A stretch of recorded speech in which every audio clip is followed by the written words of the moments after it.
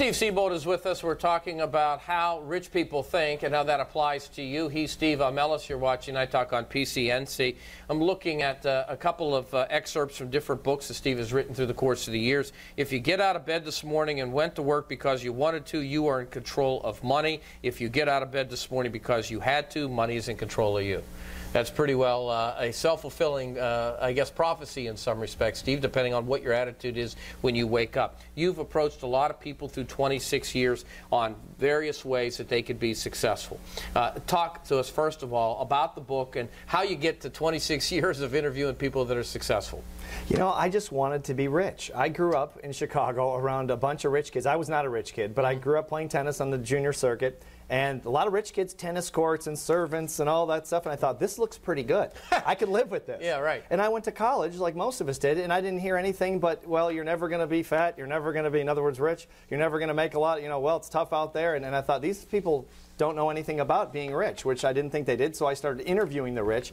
I luckily got in their circles, and it's been 26 years of just chasing them literally around the world, learning how they think, and then trying to adopt their philosophies, habits, and behaviors, and it's made a big difference. All right, Steve's written a number of books. That's the latest, and in fact, you'll be able to get the book and all the information about it at howrichpeoplethinkbook.com. I want to get to a couple of quick pointers, and we'll run through it one by one. Middle class focuses on saving, world class focuses on earning.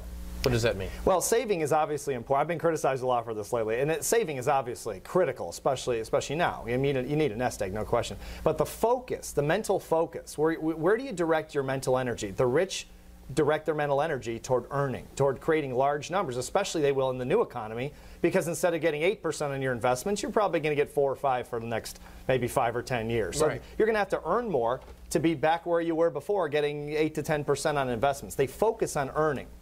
But see, I have to tell you, when I did read that, and there was a part of me that my antenna went up. Wait a second. Now, you don't disparage the mechanics of saving, and yet you say you can be preoccupied with that, meaning that you're thrilled with the fact you save 35 cents on a loaf of bread rather than maybe using that energy elsewhere. Exactly. I'm focused on clipping coupons. Nothing wrong with clipping. I've done it. I mean, nothing wrong with that. I'm not putting that down. But if my mental energy is focused on that, on really hoarding my money, I've got X amount of dollars, and I'm going to hoard it and save it. I'm going to put it in my mattress so the banks don't fail, or I don't. I'm probably never going to be rich thinking like that. And if I got you right, you're talking about people focusing here. This ought to be quite a visual on television. You're just focusing here, not looking at what might be out here to get you out of looking down here. Yes. That pretty good summary? That's it. All right, let's go through this quick. Middle class focus on saving. We did that. Middle class believes hard work creates wealth. We touched on this earlier. World class believes leverage creates wealth. What's leverage in that context? The rich leverage everything. Their money, their contacts, their credibility,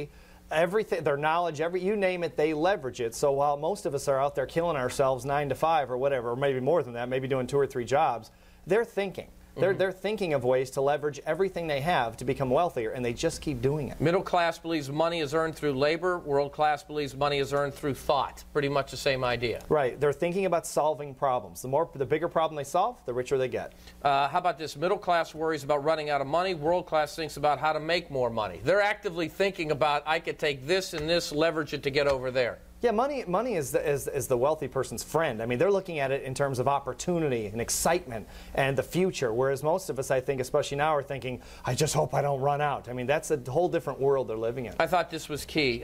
Middle class operates from a fear-based consciousness. World class operates in a consciousness of abundance and freedom. What freedom?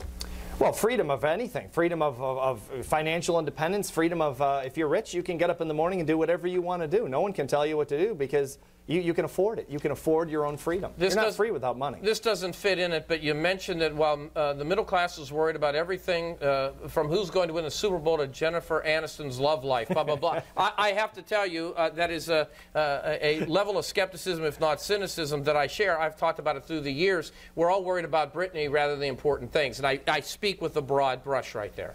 I do television shows just like you do all the time, all over the world, and people are more worried about Jennifer Aniston's love life and Britney Spears, you know, that type of thing. And it's on national headlines. We need to know this stuff, and this is what people care about, and of course that's why they talk about it on the news. If we focused on what was important and what we really need to get wealthy and get what we want, we'd be a lot better off than we are. One last thing, Steve. Middle class sees money through the eyes of emotion. World class sees money through the eyes of logic. Now, there's a guy out there sitting there saying, wait a minute, I lost my job. What are you talking about with logic and emotion? Well, in mental toughness training, we help people separate logic and emotion. And that's where I think Mort Zuckerman of the Wall Street Journal really went wrong today. He's saying the end of optimism in America because he's looking at the economy and the future economy through the eyes of logic. And in this situation, I think we ought to look through the eyes of emotion, which is motivation, which is the history of this country. We're in Pennsylvania, right? This is the history of, this is the founding place of America. Right. I mean, if they didn't think emotionally, the colonists, that they could take over and they could actually create America,